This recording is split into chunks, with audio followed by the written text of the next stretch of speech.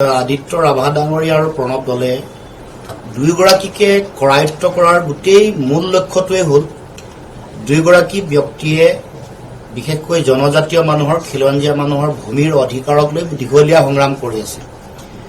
আদিত্য ৰাভা যিটো অঞ্চলত তেওঁ প্ৰতিনিধিত্ব কৰে, যিখন সংগ্ৰামৰ নেতৃত্ব লৈ আছিল, তাত এখন ছেটেলাইট টাউনশ্বিপ বনোৱাৰ কাৰণে চৰকাৰে বহু দিনৰ পৰা ভূমি অধিগ্ৰহণ কৰিবৰ কাৰণে তেওঁলোকে প্ৰচেষ্টা অব্যাহত ৰাখিছিল। এখন সংগ্ৰাম য'ত তাত খিলঞ্জীয়া মানুহ, ৰাভা, গাৰো, চাহ জনগোষ্ঠীয় ব্যক্তি আৰু বড়ো ব্যক্তিৰে সমৃদ্ধ হৈ থকা সেই অঞ্চলত ৰাইজে কৈছিলে যে তাত কোনো কাৰণতে কেতিয়াও ছেটেলাইট টাউনশ্বিপ হ'বলৈ নিদিয়ে।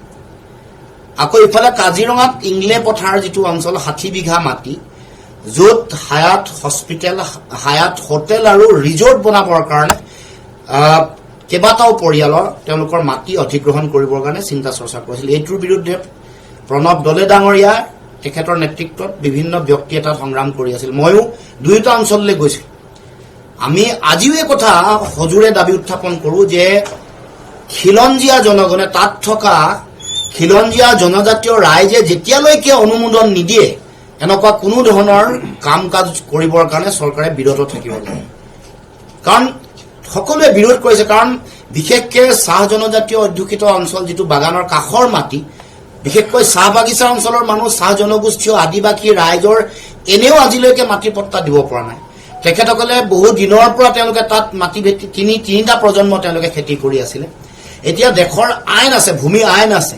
কিমান সময় মানুহে ভোগ দখল কৰি খেতি বাতি কৰি থাকিলে তেওঁলোকে পট্টা পাব পাৰে, ম্যাদী পট্টা পাব পাৰে। আইনমতে বিধিমতে সিদ্ধান্ত হ'ব লাগিব। কাগজ পত্ৰ নাথাকিব পাৰে। কোনোবাই এই বিষয়টো উত্থাপন কৰিছে। কাগজ পত্ৰ বিশেষকৈ জনজাতীয় ৰাইজ, চাহ বাগিচাৰ আদিবাসী মানুহৰ কাগজ পত্ৰ নাথাকিব পাৰে, কিন্তু ভোগ দখল কৰিছে, খেতি কৰি আছে। ২২ চনলৈকে খেতি কৰাৰ ভিডিঅ' ফুটেজ মানুহৰ হাতে হাতে আছে। খেতি কেনেকে চপাইছে, খেতি কেনেকে কাটিছে, আমাৰ হাতত আছে। গতিকে এইটো কথা কেতিয়াও তেওঁলোকে ঢাকি ৰাখিব নোৱাৰে।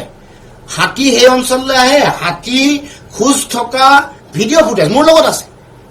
যে হাতীৰ যিটো কৰিডৰ, সেইটোও অস্বীকাৰ কৰিব নোৱাৰে। এইবোৰ তেওঁলোকৰ ইচ্ছা কৰা মতে।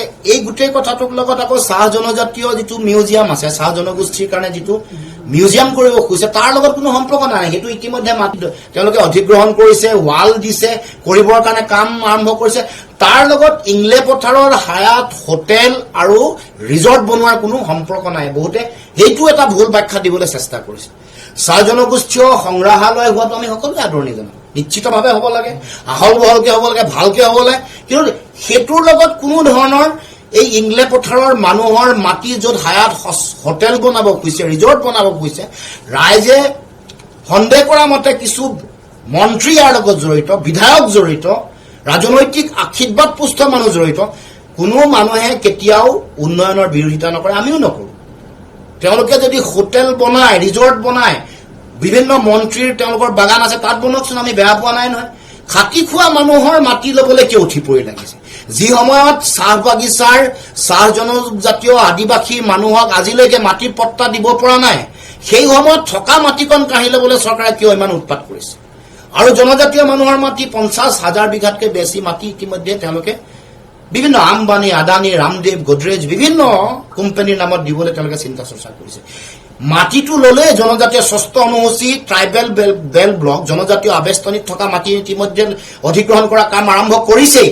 এতিয়া আকৌ সংগ্ৰামত জড়িত হৈ থকা জনজাতীয় নেতাকো ৰেহাই দিয়া নাই। গতিকে আমি আদিত্য ৰাভা আৰু প্ৰণৱ দলেৰ যিটো মাটি আক্ৰোশমূলকভাৱে ৰাজনৈতিক ষড়যন্ত্ৰৰে যিটো কৰায়ত্ব কৰি জেললৈ নিক্ষেপ কৰিবলৈ তেওঁলোকে চেষ্টা কৰিছে, ইয়াৰ আমি তীব্ৰ বিৰোধিতা কৰিছোঁ, কঠোৰ ভাষাৰে গৰিহণা দিছোঁ। আৰু তাৎক্ষণিকভাৱে দুয়োগৰাকী ব্যক্তি আদিত্য ৰাভা আৰু প্ৰণৱ দলেক মুকলি কৰি দিবৰ কাৰণে আমি দাবী উত্থাপন কৰিছোঁ। এয়া জনজাতীয় মানুহৰ অধিকাৰ, ভূমিৰ প্ৰতি এয়া আক্ৰমণ, অধিকাৰ কাঢ়ি লৈ যাব খোজা হৈছে। এয়া জনজাতীয় সংগ্ৰামী নেতৃবৰ্গৰ প্ৰতি তেওঁলোকৰ আক্ৰোশী মানসিকতা। এই কথাই চৰকাৰখনৰ জনজাতীয় ৰাইজৰ মাটি, জনজাতীয় নেতাসকলৰ অধিকাৰ আৰু জনজাতীয় মানুহৰ প্ৰতি তেওঁলোকৰ যিটো দৃষ্টিভংগী, এইটোক প্ৰতিফলিত কৰিছে।